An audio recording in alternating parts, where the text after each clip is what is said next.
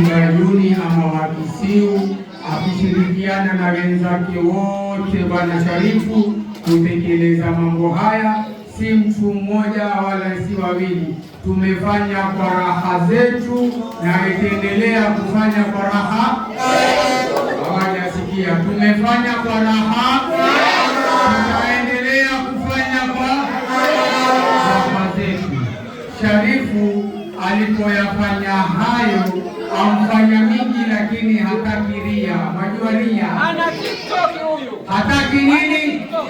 Wengine wakifanya asubuhi lazima usimame wakurekodi wakutie kwenye tikitoki.